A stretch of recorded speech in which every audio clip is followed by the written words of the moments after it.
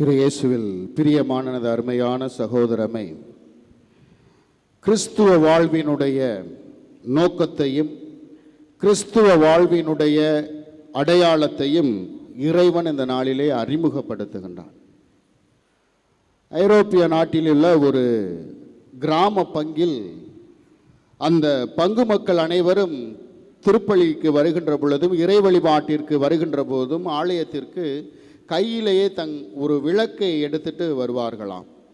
அந்த விளக்கை அவர்கள் அமர்கின்ற இடத்தில் இருக்கின்ற விளக்கு தண்டின் மீது வைப்பார்களாம். அந்த வெளிச்சத்தில் தங்கள் அருகில் உள்ள தன்னுடைய சகோதரன் சகோதரிகளையும் பார்ப்பார்கள், தங்களையும் அவர்கள் அறிமுகப்படுத்திக்குவார்களாம். ஒரு நாள் அந்த ஆலயத்திற்கு சுற்றுலா பயணி சென்றிருந்தார். இந்த நிகழ்வை பார்க்கின்றார். பார்த்தவுடனே அங்கு உள்ள பங்கு தந்தையிடம் கேட்கின்றார், ஏன் உங்களுடைய ஆலயத்தில் மின்சார வசதி இல்லையா? ஏன் மின்சாரம் இல்லாமல் இருட்டுக்குள் மக்கள் ஒளிவிளக்கு ஏந்தி வருகிறார்கள்? இதை வைத்துக்கொண்டு நீங்கள் வழிபாட்டை சிறப்பித்து கொண்டு இருக்கிறீர்களே, என்ன காரணம் என்று கேட்ட பொழுது அந்த பங்கு தந்தை மிக அழகான ஒரு விளக்கத்தை சொன்னாராம். இந்த ஒளி கிறிஸ்துவின் அடையாளமாக அவர்கள் இருக்கிறார்கள் என்பதை அவர்கள் உணர வேண்டும். அத்தோடு மட்டும் இல்லாமல் நாங்கள் கிறிஸ்துவின் அடையாளங்கள் என்பதை மற்றவர்களுக்கு உணர்த்த வேண்டும் என்பதற்காக தான் இந்த ஒளியை அவர்கள் கையில் ஏந்தி வருகிறார்கள். இந்த ஒளியின் வெளிச்சத்தால் தங்களையும் அடையாளப்படுத்துகிறார்கள், தங்கள் சகோதர சகோதரிகளையும் அடையாளம் தெரிந்து கொள்ளுகிறார்கள் என்று சொன்னார்களாம். யார் ஒளியை ஏந்தி வரவில்லையோ அவர்கள் இருளில் இருப்பார்கள், அவர்கள் ஆலயத்திற்குள் வர முடியாது என்று சொன்னார். பிரியமானவர்களே, நாம் ஒவ்வொருவரும் கிறிஸ்துவின் ஒளியாக சுவை மிகுந்த உப்பாக இருக்க அழைக்கப்படும். இந்த இரண்டு அடையாளத்தை தான் இறைவன் இந்த நாளிலே நமக்கு தருகின்றான். ஏன் இந்த உப்பையும் ஒளியையும் இறைவன் ஒரு அடையாளமாக கிறிஸ்துவ வாழ்வினுடைய அச்சாணியாக ஏன் அவர் தர வேண்டும்? நாம் இந்த கிறிஸ்தவர்கள் என்று பெருமை கொள்வதை விட கிறிஸ்துவோடு இருக்கிறோம், கிறிஸ்துவோடு வாழுகிறோம் என்பதில் நாம் பெருமை கொள்ள வேண்டும். இந்த கிறிஸ்துவோடு வாழுகிறோம் என்பதற்கு வழியை இறைவன் இந்த நாளிலே நமக்கு கற்றுத்தருகிறார். அதற்கு இரண்டு பொருட்களை அவர் உதாரணமாக தருகிறார். ஒன்று உப்பு, இரண்டாவதாக ஒளி. ஏன் இறைவன் உப்பை அவர் அடையாளப்படுத்தி கொள்ள வேண்டும்? விவிலியத்திலே உப்பு என்பது முற்காலத்தில் பாதுகாப்பிற்கு பயன்படுத்தப்பட்டது. எதிலிருந்து பாதுகாப்பு? அழிவிலிருந்து. அழியக்கூடிய பொருட்களை அழியாமல் பாதுகாக்க இந்த உப்பை பயன்படுத்தினார்கள். நாம் சற்று சிந்தித்து பார்க்க வேண்டும். இறைவன் நம்மை உப்பாக இருக்க வேண்டும் என்று அழைக்கின்றார். எப்படி இந்த உப்பு அழிவிலிருந்து பாதுகாக்கின்ற ஒரு பொருளாக இருக்கின்றதோ அதே போல இறைவனால் படைக்கப்பட்ட இந்த உலகை அழிவிலிருந்து நாம் பாதுகாக்க வேண்டும். எத்தகைய அழிவிலிருந்து? இயற்கை அழிவிலிருந்து, கலாச்சார பேரழிவிலிருந்து, இன்னும் எவையெல்லாம் இறைவன் படைத்த இந்த அழகான உலகை அழிக்க முற்படுகின்றதோ அதிலிருந்து நாம் இந்த உலகை பாதுகாக்க அழைக்கப்படுகின்றோம். அத்தோடு மட்டுமல்ல, உறவை அழிக்கக்கூடிய அழிவிலிருந்து நாம் பாதுகாக்க வேண்டும். இறைவன் அதற்காக தான் உருவான இறைவன் நம்மை படைத்திருக்கிறார் என்றால் இந்த உறவுக்காக படைத்திருக்கின்றார். நம்மாலே எத்தனையோ உறவுகள் அழிக்கப்படுகின்றன. நம்மளுடைய முன்சார்பு எண்ணம், நம்மளுடைய கோபம், நம்முடைய பிடிவாத குணம், நம்முடைய தலைகணம் போன்ற எத்தனையோ குணங்களால் உறவுகள் அழிக்கப்படுகின்றன. அந்த உறவுகளை பாதுகாக்க இறைவன் நம்மை அழைக்கின்றார். இரண்டாவது, இந்த உப்பினுடைய தன்மை, இந்த உப்பானது சுவைமிக்கதாக இருக்கின்றது. சுவை என்பது வெறும் உணவிற்கு மட்டும் சுவை ஊட்டுவதாக இல்லை, மாறாக நம்மில் இருக்கின்ற இறை தன்மைக்கு, அந்த இறை சாயலுக்கு, இறை உறவிற்கு சுவைமிக்கதாக இருக்கின்றது. என்ன அந்த இறை உறவு? இந்த உப்பானது விவிலியத்திலே அருளுக்கு அடையாளப்படுத்துகிறார்கள், அருள் வாழ்விற்கு அடையாளப்படுத்துகிறார்கள், இறை ஞானத்திற்கு அடையாளப்படுத்துகிறார்கள். மூன்றாவதாக லேவியர் புத்தகம் 2வது அதிகாரம் 13வது இறைவார்த்தையிலே இந்த உப்பானது உடன்படிக்கை உறவிற்கு அடையாளப்படுத்துகிறார். மிக அழகாக அங்கு கூறப்பட்டு இருக்கின்றது, உன் உணவு படையலில் கடவுளின் உடன்படிக்கையாகிய உப்பை குறைய விடாமல் காப்பாயாக என்று. ஆக இந்த உப்பு என்பது உடன்படிக்கை உறவின் அடையாளம். இறைவன் நமக்கு உடன்படிக்கை உறவை கொடுத்திருக்கிறார்.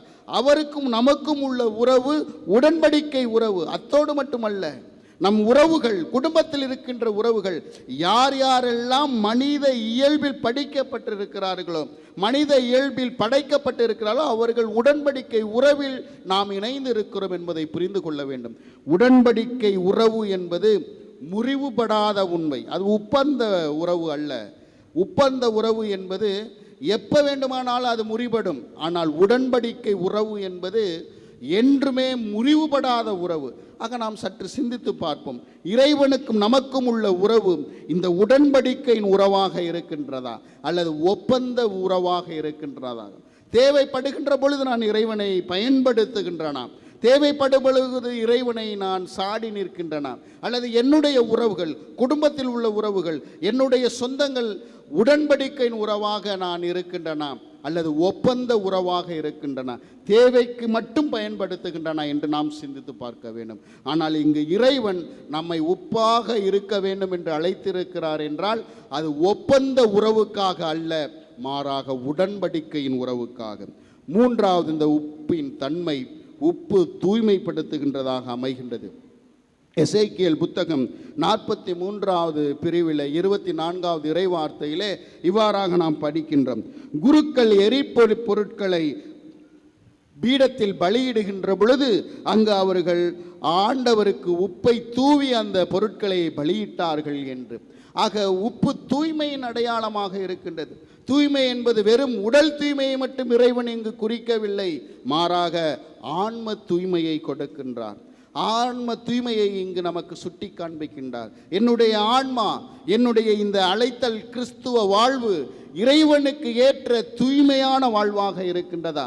பாவமில்லாத வாழ்வாக இருக்கின்றதா? இந்த என்னுடைய உறவுகள் மத்தியிலே என்னுடைய ஆன்மா பரிசுத்தமாக இருக்கின்றதா என்று நாம் சிந்தித்து பார்க்க வேண்டும் பிரியமானவர்களே.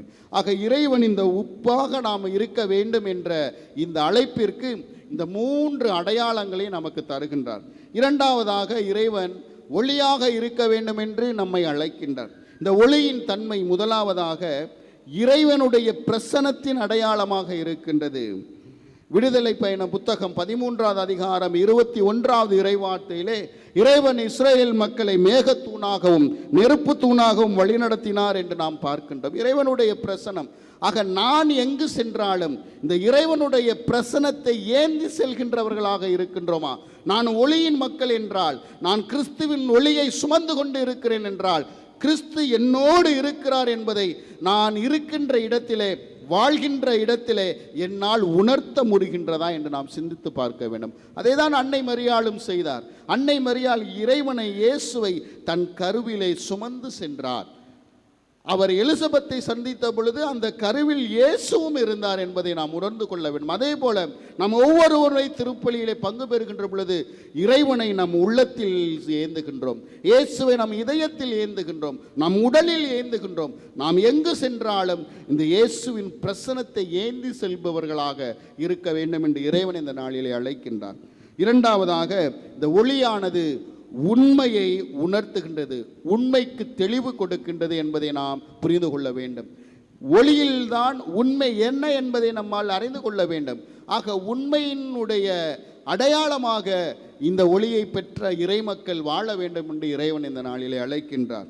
மூன்றாவதாக, ஐசையா புத்தகம் 49வது அதிகாரம் 6வது இறைவார்த்தையிலே இந்த ஒளியானது சாட்சியத்தின் அடையாளம் என்பதை அங்கு இறைவன் ஐசையாவுக்கு கூறுகின்றார். சாட்சியத்தின் அடையாளம் என்ன? சாட்சியம் நாம் வாழுகின்ற இந்த கிறிஸ்துவ வாழ்வின் சாட்சியத்தின் அடையாளமாக இருக்க வேண்டும். ஆக பிரியமானவர்களே, இந்த நாளிலே நாம் இந்த ஒளியின் மக்களாக, உப்பின் மக்களாக எதை தேர்ந்தெடுத்து வாழ வேண்டும் என்று இறைவன் சொல்லவில்லை.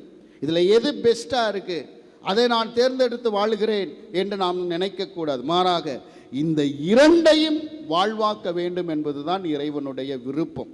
நான் எப்படி ஒளியின் மக்களாக இருக்க போகின்றேன், எப்படி உப்பின் மக்களாக இருக்க போகிறேன் என்பதை நாம் இரண்டையும் சேர்த்து வாழ வேண்டும் என்பது இறைவன் இன்று நமக்கு தருகின்ற பாடமாக இருக்கின்றது. ஒரு உண்மையான நிகழ்வை சொல்லி என்னுடைய மறைவுரையை நிறைவு செய்கிறேன். பிரியமானவர்களே, 2017ஆம் ஆண்டு திருத்தந்தை பிரான்சிஸ் அவர்கள் அருள் சகோதரி ராணி மரியா அவர்களை புனிதர் நிலைக்கு முன்னிலையாகிய அருளாளர் நிலைக்கு உயர்த்தினார். அப்படி இந்த ராணி மரியா அருள் சகோதரி என்ன செய்தார்? நாம் வாழ்ந்து கொண்டு இருக்கின்ற இந்த காலகட்டத்தில் 1995ஆம் ஆண்டு பிப்ரவரி 27ஆம் தேதி இந்தூர் என்ற ஒரு கிராமத்தில் சம்பந்தர் சிங் என்ற ஒரு நபரால் தன்னுடைய உடம்பில் 54 முறை குத்தி கொலை செய்யப்பட்டார். எதற்காக குத்தி கொலை செய்யப்பட்டார்? தான் இருந்த இடத்திலே மக்களுடைய மேற்குடி மக்களுடைய ஆதிக்கம் தாழ்த்தப்பட்ட மக்களிடம் இருந்ததை கண்டு உணர்ந்த அந்த அருட்சகோதரி அடிமை நிலையில் இருந்த அந்த மக்களை மீட்பதற்காக, மீட்டெடுக்க வேண்டும் என்ற உயர்ந்த எண்ணத்திற்காக அந்த அருள் சகோதரி களத்தில் இறங்கி போராடுகிறார். போராடி அந்த மக்களுக்கு கல்வி உதவியை கொடுக்கிறார். இதை பார்த்த அந்த மேல்குடி மக்கள், இவள் நமக்கு எதிரியாக இருக்கிறார், இப்படி இவர் இருந்தார் என்றால் நமக்கு அடிமைகள் இனி இருக்க முடியாது என்று கங்கணம் கட்டிக்கொண்டு அவரை கொல்வதற்கு முயற்சி செய்கிறார்கள். பேருந்தில் அருள் சகோதரி பயணம் செய்து கொண்டிருந்த பொழுது பேருந்திலேயே குத்தி அவரை கொலை செய்கிறார். ஒரு முறை 2 முறை அல்ல, 54 முறை. இதில் அழகு என்னவென்றால், அந்த சகோதரி உயிர் விடுகின்ற நேரத்தில் தன்னை குத்திய அந்த சகோதரனை பார்த்து, நான் உன் தவறையும் உன் பாவங்களை மன்னிக்கிறேன், இறைவனும் மன்னிப்பார் என்று சொல்லி உயிர் விடுகிறார். தன்னுடைய அந்த தவறுக்காக, கொலைக்காக அவர் சிறையில் அடைக்கப்படுகின்றார். அந்த சகோதரியினுடைய உடன் பிறந்த இன்னொரு அருட்சகோதரி, அவர்கள் அருள் சகோதரி செஸ்மி பவுல் என்ற அந்த அருட்சகோதரி சிறைசாலைக்கு சென்று அந்த சம்பந்தர் சிங் என்ற அந்த சகோதரனை பார்த்து கையிலே ராக்கி கட்டுகிறார். எதற்கு? அது தன்னுடைய உடன் பிறந்த சகோதரன் என்பதற்கு அடையாளம். அந்த ராக்கி கட்டி அந்த கேஸை வாபஸ் வாங்கி தன்னுடைய இல்லத்திற்கு அழைத்து வருகிறார். இல்லத்திற்கு அழைத்து வந்து அவருக்கு சிறந்த ஒரு விருந்து கொடுத்து அந்த நபரை பார்த்து, இன்று முதல் நீரும் என்னுடைய குடும்பத்தில் ஒருத்தன், என்னுடைய உடன் பிறந்த சகோதரன் என்று சொல்லி தன் உடன் பிறந்த சகோதரியை கொன்ற அந்த நபரை தன் உடன் பிறந்த சகோதரனாக ஏற்றுக்கொண்டார். இதுதான் உப்பின் அடையாளம், இதுதான் ஒளியின் அடையாளம். அந்த நபர் ஒரு கத்தோலிக்க கிறிஸ்தவனாக மாறி இன்று முதல் விசுவாசமுள்ள ஒரு கிறிஸ்தவராக வாழ்ந்து கொண்டிருக்கிறார். பிரியமானவர்களே, இதுதான் உப்பின் மக்கள். இவர்கள்தான் உப்பின் ஒளியின் மக்களாக இருக்கிறார். நாம் சற்று யோசித்து பார்ப்போம். நம்முடைய பிடிவாதத்தால், நம்முடைய மன்னிக்க முடியாத குணத்தினால், நம்மால் ஏற்றுக்க முடியாத சில செயல்பாடுகளால் எத்தனை உறவுகளை நாம் இழந்திருக்கின்றோம். இந்த உப்பின் மக்களுடைய செயல்பாடை, ஒளியின் மக்களுடைய செயல்பாடுகளை வாழ்ந்து காட்டாமல் மறுத்து விட்டு கொண்டு இருக்கின்றோம். கிறிஸ்துவ வாழ்வு என்பது அடையாளம் என்றால் சிலுவை போடுவது மட்டும் அடையாளம் அல்ல, ஆலயத்திற்கு வருவது மட்டும் அடையாளம் அல்ல, அந்த கிறிஸ்துவை வாழ்ந்து காட்டுவது தான் அடையாளம். அதை தான் இறைவன் சொல்லுகிறார். வேற ஒன்றுமே இல்லை. எளிமையான வாழ்க்கை. அந்த எளிமையான வாழ்க்கை எப்படி வாழ வேண்டும் என்பதை இன்று கற்றுத்தந்து இருக்கின்றார். ஆக இதை நம்மளுடைய குடும்பத்தில், நாம் இருக்கின்ற பங்குகளில், நம்முடைய சமுதாயத்தில், நமது கிராமங்களில், நம்முடைய ஊர்களில் வாழ்ந்தாவே போதுமே. விண்ணகத்தை நாம் இங்கே கொண்டு வந்து விடலாமே. சற்று சிந்தித்து பார்ப்போம் பிரியமானவர்களே. இந்த உப்பாக ஒளியாக வாழ இறைவன் நம்மை அழைத்திருக்கிறார். அந்த உப்பினுடைய குணங்களையும் ஒளியினுடைய தன்மைகளையும் நாம் வாழ்ந்து காட்ட இறைவன் ஒரு வாய்ப்பை இன்று முதல் நமக்கு தந்திருக்கிறார் என்று சிந்தித்து இறைவனுடைய பிரசன்னத்தில் இந்த நாளிலே நாம் ஒப்புக் கொடுப்போம். இறுதியாக இறைவன் நமக்கு ஒரு ஆழமான ஒரு இறை வார்த்தையை கொடுத்து இந்த நாளிலே தொட விரும்புகின்றார். கொலோசியருக்கு எழுதிய திருமுகத்திலே 3வது அதிகாரம் 12 மற்றும் 14வது இறை வார்த்தையில் இவ்வாறாக நாம் படிக்கின்றோம். நீங்கள் கடவுளால் தேர்ந்தெடுக்கப்பட்டவர்கள், அவரது அன்பிற்குரிய இறை மக்கள். எனவே அதற்கு இசைய பரிவு, இரக்கம், நல்லெண்ணம், மனத்தாழ்மை, கனிவு, பொறுமை ஆகிய பண்புகளால் உங்களை அணி செய்து கொள்ளுங்கள். எல்லாவற்றிற்கு மேலாக அன்பையே கொண்டிருங்கள். நல்லாயன் இறைமகன் இயேசு கிறிஸ்து என்றென்றும் வாழ்த்து பெறுவாராக.